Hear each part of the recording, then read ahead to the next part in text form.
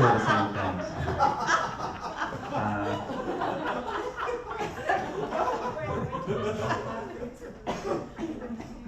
I just want to share a few fond memories.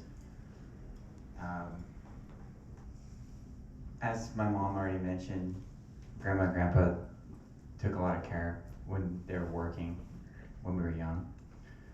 And I remember a lot of like trips down to the lake.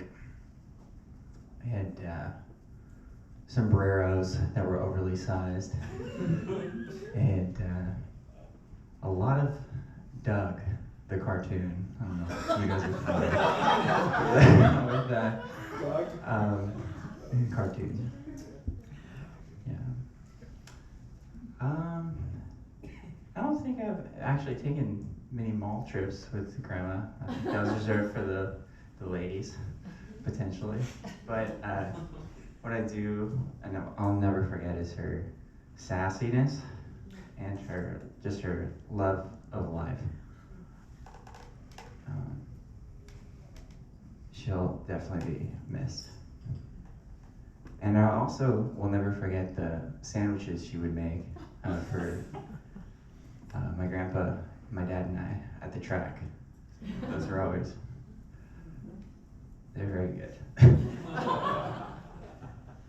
And she's loved.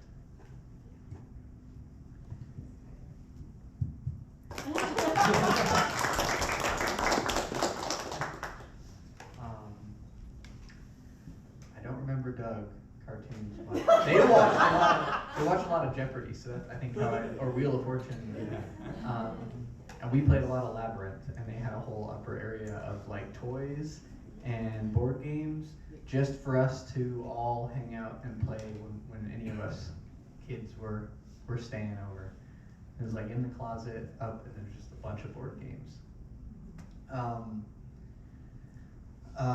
Besides so many things that have been mentioned and the little moments, I'm also just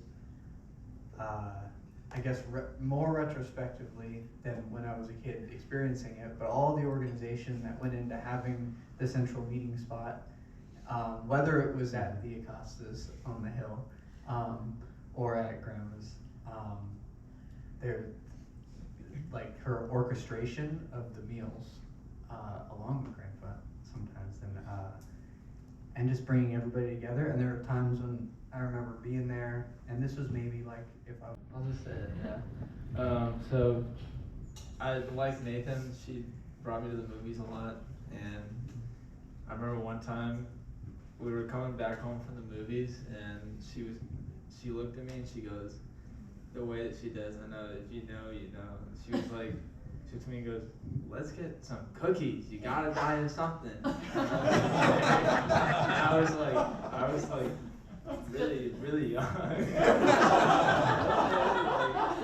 And it was, I don't know, it was just funny. She had that kind of humor, and it was great. And she had I love her.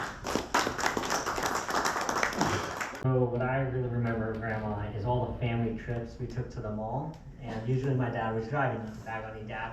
But he sometimes liked to take what he called shortcuts, which were not really shortcuts, we more or less got lost.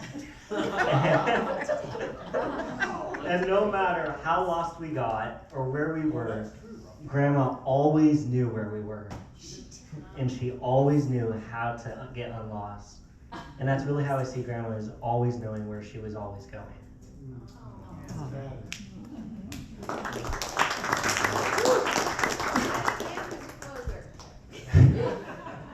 So, I'll share a few memories with Grandma Lowe, as I would call her. So one of them is, my parents know two things about me. That's one, my mom knows this very specifically, is I love back rubs. When I was growing up, Mom, can you rub my back? Just like the nails, it's the best feeling. And two is I sleep in late. So every time I'm going over to Grandma and Grandpa's, and I like this theme of keeping it like with Grandma and Grandpa together, because what a power couple. You know, just their love and support and compassion just overflowing the room. And every time they would show up to our house, Dad, or everyone would go to theirs, it's just, you can feel the energy of just, oh, grandpa are here, like now it's a party. Now let's get together. And I just love I love the point Kevin made, I think it was, about how she would come up to you at family gatherings, whether it be holiday, and you haven't seen her in 10 minutes, 20 minutes, and just all of a sudden, oh, and your grandma's right there, and she's like, how are you? Are you hungry? Like, are you having a good time? She just, and Marie talked. Your loud car. What was the car that we knew? That was David my was brother's home? car. Was that? Oh the- yeah, I bought My brother's Nancy's car. brother's car, a '69 fastback Torino with mag wheels, Is that mag the one wheels you mean? and glass I remember packs. Dave. That thing rumbled. So I didn't know you when you were cool then. I was, you have no idea. I was so cool. What happened? You had a Torino? 69 Torino. It had the little hood things to say off. You were driving a Maverick or something. See, I wish I had that car back, but sorry, Nancy. Nancy, go David ahead. was always wonderful, always a good kid, really good athlete. He babysat for my kids. In fact, when I asked you to go on the hike with Tim and his son, Right. in my back of my head, I thought, please babysit him again. One more time. I babysat the children once. So. All of, except, I don't think Carolyn, but Terry. Yeah. Carolyn maybe. Yeah. And Jeff, for sure, and David.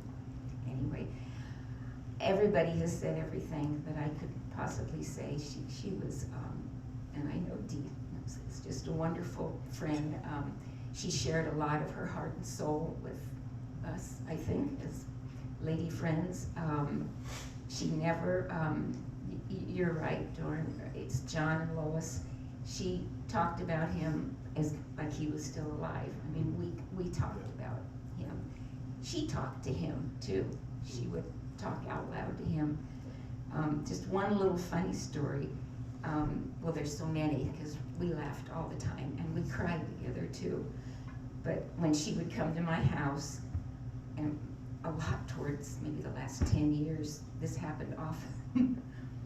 You know, we would chat and then have our tea or whatever, and she would be going out the door, and then she'd say, oh, there's a neighbor that you know who I mean, that she didn't want to see.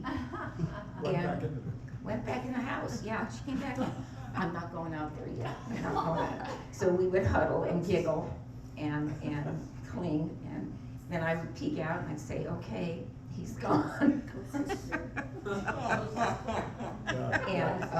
And she would walk home.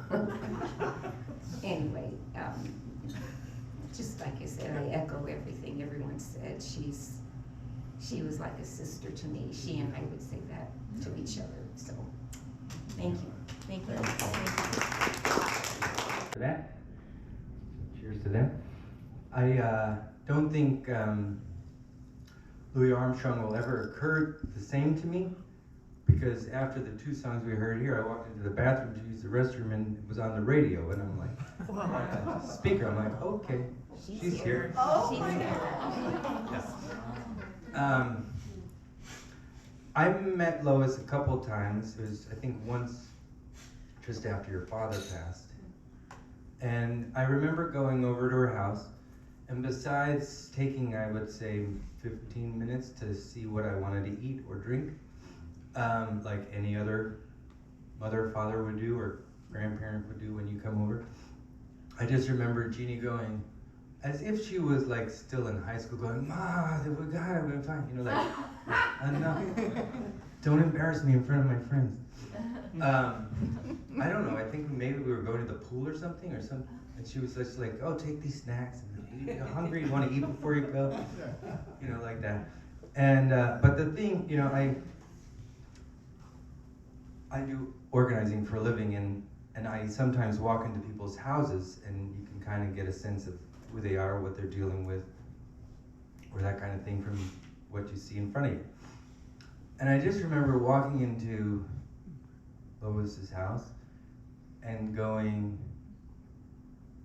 she must have all the time in the world because there wasn't a speck of dust anywhere. Everything was so, someone used the word perfect, I mean, it was like, it was like a scene from a movie. You just walk in and suddenly you're like, everything was perfect. Yeah, it's like, oh wow.